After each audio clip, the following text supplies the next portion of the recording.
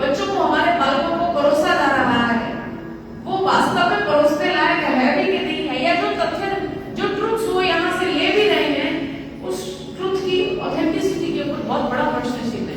जिसका मन कर रहा है वो बोल रहा है, जिसका मन कर रहा है वो भाषण दे रहा है, जिसका मन कर रहा है वो कुछ ना कुछ कह रहा है। और क्या वो अनुभव के आधार पर कह रहा है या वो अध्ययन के आधार पर कह रहा है, किस आधार पर? कहने वाला कौन है, कहने वाला क्या है? ये बहुत बड़ा आजकल एक प्रश्न चिन्ह बन गया है। और कोई भी कुछ भी कह दे और फिर उसका कोई भी पालन कर ले, कोई कहीं ना कहीं वो भ्रमित होने की उसकी बहुत बड़ी संभावना है। इसलिए उपनिषदों में कहा जाता है, उपनिषदों के बारे में कहा जाता है, उपनिषद वो है जो गुरु के पास, जो किसी आचार्य के पास बैठकर जिस ज्ञान को पढ़ा जाता है, जिस ज्ञान को सुना जाता है, वो उसको उनको हम कहते हैं कि उपनिषदों का ज्ञान ऐसे प्राप्त होता है। अच्छा, अब आज की जो पीढ़ी है, जो अब बच्चे चल रहे हैं 11 से लेकर 19-20 वाले, जिनके पास इंफॉर्मेशन का, जानकारी का उजाल है, तूफान है, आप एक शब्द बोलेंगे उनके पास एक शब्द के शायद 4 पर्यायवाची होंगे। ये वो पीढ़ी है जो कहती हम नहीं मानते हैं, हम तो देखेंगे भगवान को, हम नहीं मानते हैं, हम मानने वाले नहीं है, हम तो देखने वाले, हमको दिखाओ तो हम मानेंगे। यही हम लोग चुप हो जाते हैं, या यूं कहें यही हम लोगों को एक सेटबैक लगता है कि ये उसको देखना चाहते हैं जो अनंत रूपों में है। और कभी कभी हमारे जैसे फिर बोल देते हैं अगर भगवान को देखना है ना, जाके शीशा देख लो, शीशे में जो तुमको दिखाई देगा वो भगवान की ही रचना है। जब देखो नए शीशे में तो हम दिखाई देते हैं, शीशे में तो हमको हमारा चेहरा दिखाई देता है, तो भाई तुम कौन हो? ये में तुमको पूरी बायोलॉजी बता देंगे, हम तो अपने डैडी के, पिताजी के बनाए हुए हैं, तो पिता के पिता को उनके पिता ने बनाया हुआ है। जो हमारे लिए चैलेंज बनता जा रहा है कि हमारी जो जनरेशन है ये मानने के लिए तैयार नहीं है, और धर्म और अध्यात्म की चर्चा धर्म और अध्यात्म मानने से शुरू होता है।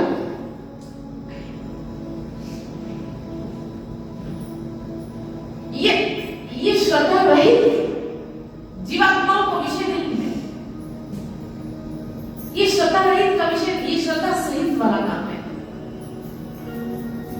जो भगवान को कण में देख रहा है, जिसको समझ रहा है, जिसको मालूम है, जिसको पता है कि भगवान इस सृष्टि के कण में है, फिर वो भगवान की स्तुति करता है। जो वेदों में ऋषियों में ऋग्वेद में क्या, ऋग्वेद में भगवान की स्तुति तो है, ऋग्वेद में सब देवों की स्तुति है।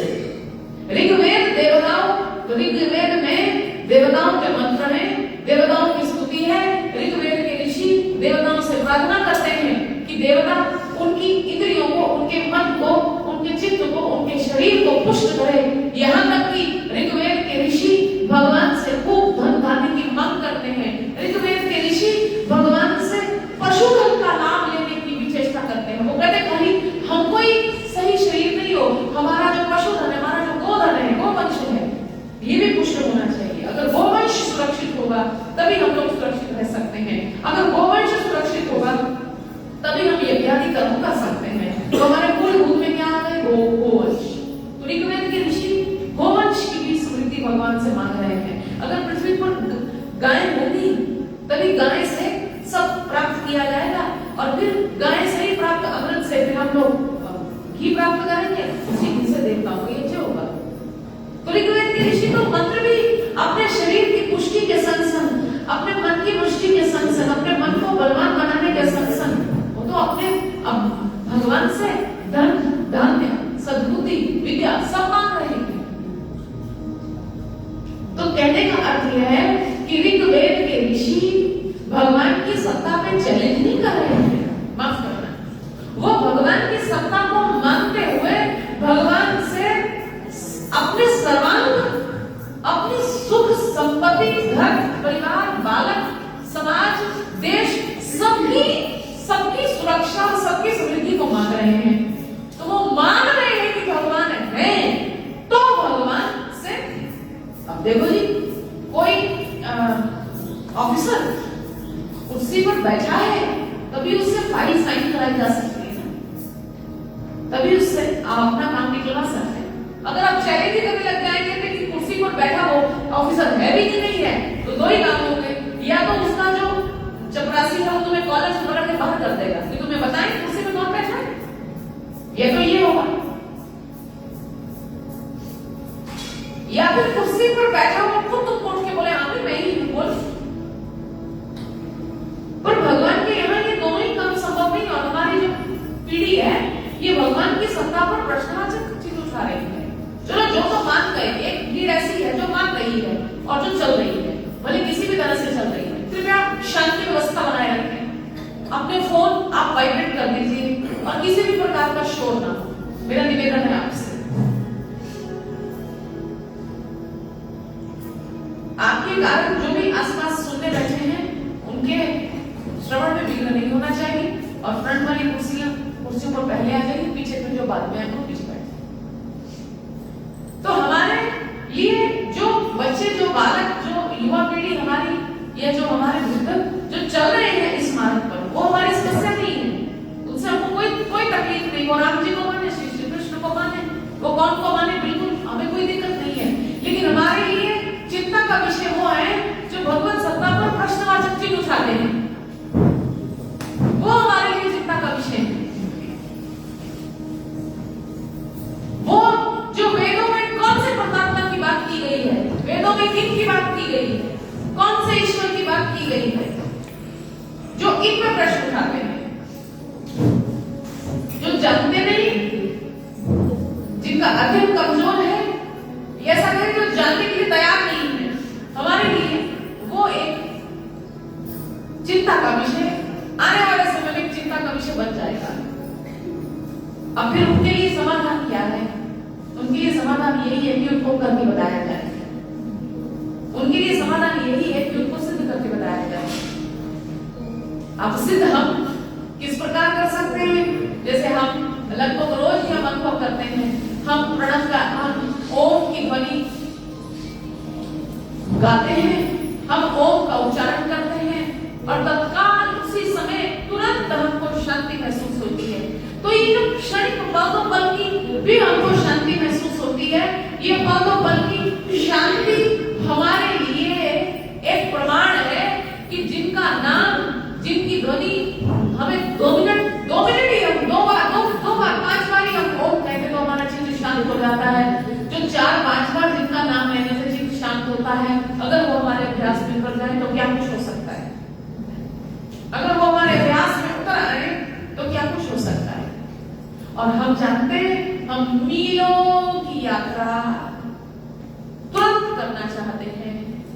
ऋषियों ने जीवन भर तप किया, मनीषियों ने जीवन भर अभ्यास किया, तब वो किसी एक सत्य पर जाकर पहुंचे हैं।